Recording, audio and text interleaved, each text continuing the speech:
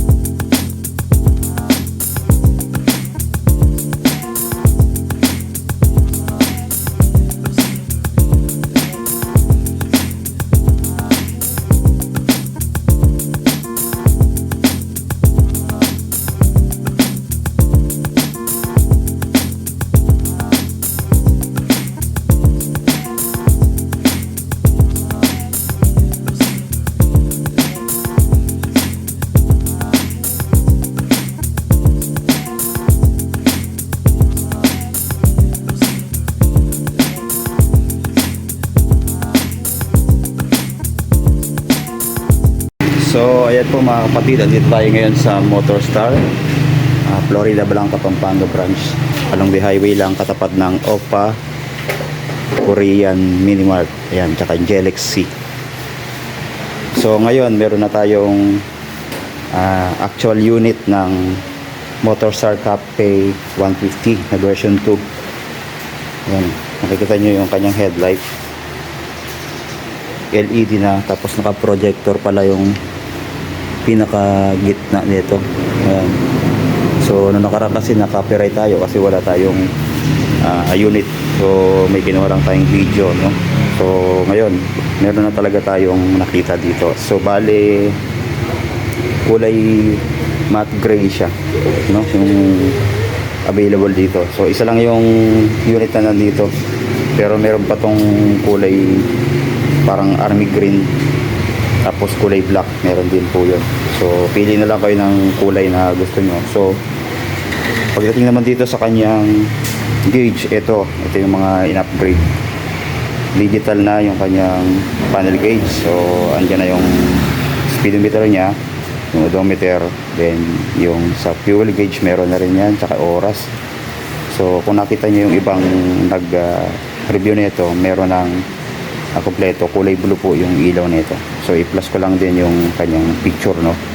Ayan, so napakagandang upgrade. Tapos pinagandahan yung kanyang side mirror. Ayan, classic style na rin, so kahit hindi mo napalitan. Tapos kitang kita din yung sa likod, malaki din siya, no. Tapos sa kanyang ignition, ito naman naka standard ignition, mailalak mo once na sinide natin, no. Ayan, mailalak din dito. Tapos sa mga switch, ito meron siyang passing light, then yung high and low sa ilaw, then yung turn signal light switch, tapos choke, carburetor type pa rin naman to. Yan, then sa clutch, ito tingnan natin. Yan, malambot din yung clutch nito, so goods to goods. Then sa kabila meron siyang kill switch, ayan yung kulay red, then yung bukasan at patay ng ilaw meron din.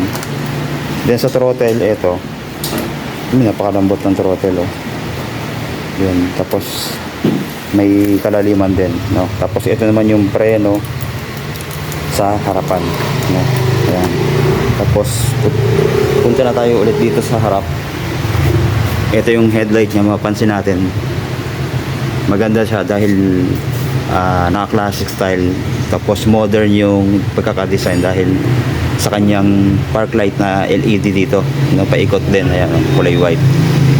Tapos yung signal light naman ito ay halogen bulb siya, pati dun sa likod, no. So kung gusto nating gawing LED, may nabibili naman po sa aftermarket niyan. Then dito meron siyang Motorstar na logo dito, tapos may reflector pa yan dito magkabila. Ayan. Tapos sa telescopic niya, ito, meron siyang cover na goma, no? Protected para sa mga dumi. Then sa harap, pa-disc brake tayo dito. Ito, naka-wavy design. Ayan, tapos naka single pot caliper na kulay black dito. Tapos black din yung kanyang fork dito. Naka-spokes, no? Tapos matte black finish yung kanyang rim. Pagdating sa gulong, ito, classic na classic yung pagkaka-design, yung pasigsag-sigsag na design niya. Tube type pa rin naman to. Tapos ang size ng gulong dito sa harap ay 300 by 17. Tapos sa fender naman, ito, naka matte finish din na kulay gray. Tapos ano siya, metal siya, no? Ayan. Dito naman sa likod, ang size ng gulong ay 120 by 70 by 17. So, mas malaki. Mas malapad siya. Tapos ganun din yung pagkaka-design ng tires, no? Yung pa sigsag-sigsag siya. So, goods na goods to. Tapos drum brake naman yung preno niya dito sa likod, no? Then naka-dual shock. Ayan, na kulay matte black din. So, ito yung stock niya, no? Katulad din dun sa Earl 150 natin. Halos pareho sila ng shock, no? Tapos ito yung kagandahan dito, yung kanyang muffler naka-bullet type na. So, yung version 1 parang stainless yung kulay nun. So, ito ginawa nilang matte black finish, no? Para makita talaga na stock talaga siya.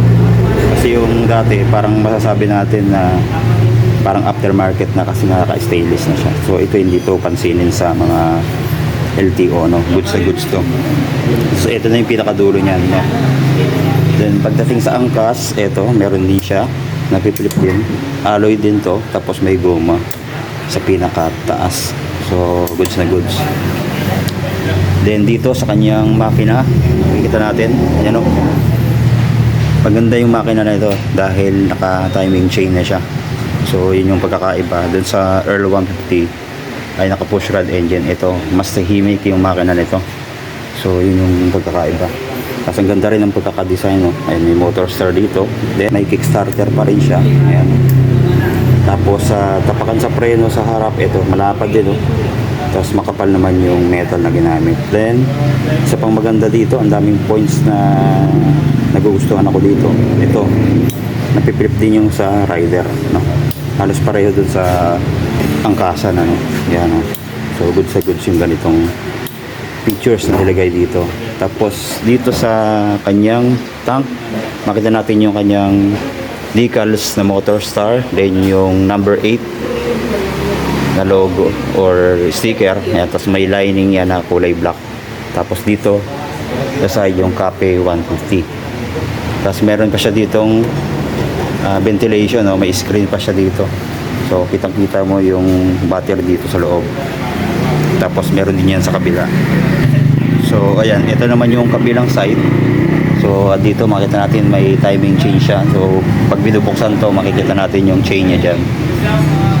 Kaya yun yung pagkakaiba. Mas smooth manakbo ito, no? Tapos ito naman yung pihitan para sa gas, no? Tapos ang gas capacity pala nito ay nasa 14 liters. Kaya pwede sa long ride yung motor na to. Tapos ito naman yung choke din niya yan dito sa baba. Meron din siya. So dalawa din yung function niya. Meron na sa taas na pihitan doon sa choke. Meron pa dito. So napakagandang features nun. Kung masisira man yung isa, pwede pa rin magamit, no? Tapos ito yung electric starter niya. Then sa ilalim ito yung makina. Ang ganda ng pagkakadesign.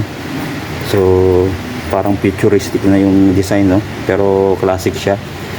Tapos dito sa kanyang shifter, ito ganda. Naka single shifter na. Kaya maganda dahil susungkit-sungkitin mo na lang, no? Tapos isa ring maganda dito dahil mas magaan yung shifting nito dahil may mga extension na siya. Ayan. Tapos may stand pa rin yan, ito, tsaka center stand. Pagdating naman dito sa kanyang tank, ito yung kanyang cap. Ganda rin yung pagkakadesign, parang pang big bike yung datingan or pang sports bike, no? Ayan. So naka-Allen bolts na stainless na, no? Maganda to mga kapatid. yung pagkakadesign dito. Then pagdating sa upuan, ito siyempre classic style yan. Yan, ang ganda ng pagkakadesign dito, no? Parang sa mga sofa, no? Ayan. Tapos may stitches din siya, yan. Kita-kita naman na talagang totoong tahe. Tapos sa side na to, medyo soft yung tela niya. Then dito naman ay magaspang siya, no? So ibig sabihin makapit sa puweta natin to, no? Hindi siya dudulas. Ayan, tapos pati dito sa side, sa pinakadulo ay makinis siya. Tapos ito yung pinaka-grab bar niyan, halos nakadikit na rin sa kanyang upuan, no? Ayan, round bar siya na malaki. Ayan. Tapos dito meron pa siyang kabitan kung gusto nating lagyan ng saddle bag. Ayan, no, may nakaabang naman, no? Isasabit na lang dyan. Then sa signal light nga sa likod, ito naka halogen bulb pa tayo, tapos naka bullet type din siya. Sa tail light, ito yung pagkaka-design. Ang liit lang ng ilaw dito sa tail light, pero kagandahan LED na. Ayan, no? Tapos may reflector din yan dito sa pinakalikod. Tapos dito na yung ating plate number, no? Tapos yung fender niya, ito same dun sa harap, mas malapad lang to, metal din yan, tapos kulay matte finish din na gray. Yan. Sa chain drive naman niya, ito pala, no, hindi natin na sabi kanina, yan, medyo malaki yung kanyang sprocket dito sa likod. Hindi ko rin makita kung ilan yung ngipin nito, no. Tapos dito sa pinaka front, di rin natin alam kung 15 ba or 16, ganyan. Pero sa tingin ko, ganda to sa hatakan, mga kapatid. Tapos ang kanyang cambio nga pala ay 5 speed, 1 down, 4 up po. Ayan. And then naka Euro 3 compliant na rin siya. Malinis ang buga nung tabucho. So clean emission ang ibig sabihin. So ayan, tapos ayan naman yung carb niya, no? So napaka-astig ng forma nito, mga kapatid, itong Copy Racer. Kaya sa mga nagbabalak kumuha, meron pong available dito sa Motorstar Rida Blanca, Pampanga branch. So sa mga gusto kumuha, ito po ipakita natin yung kanyang price, no? So ang cash price nito ay 60,000, pero kung COD cash 55,150. Yan. Tapos tatlong choices kayo, no? Kung gusto nyo low down payment, high down payment, or zero interest. Sa low down payment, meron siyang 4,800 na down payment, at sa 24 months nito ay 3,915. Sa 30 months 3,440. Sa 36 months ay 3,123.